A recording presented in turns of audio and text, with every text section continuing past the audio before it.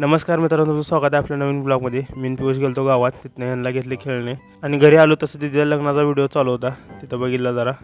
हा डान्स आम्ही तिथे संगीतमध्ये केला. मग थोड्या वेळानं आम्ही निघालो सगळे स्विमिंगला. बारकी लेकरं सगळे घेऊन स्विमिंग शिकवायला चाललेलो.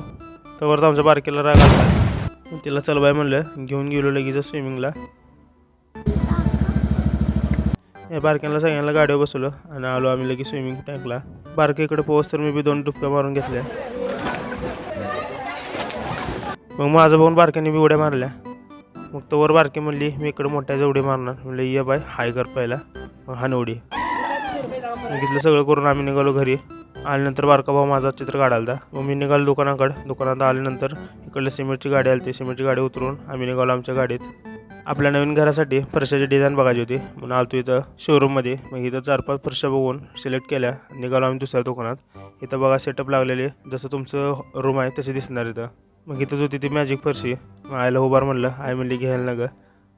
सिलेक्शन करून आम्ही निघालो एका छोट्याशा कार्यक्रमला. तिथं बाबाचा भडजी ओळखीच होता. यांची मज्जा चालू होती. मजा हो मजा आहे.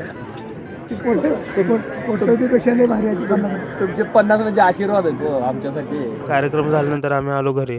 जे व्यक्ती माझी स्टोरी बघतात त्यांना माहीत असेल, मी 2-3 दिवस झालो बाबांची कमिंग सून म्हणून स्टोरी टाकतोय. ती मी काय टाकतोय तुम्हाला लवकरच कळेल.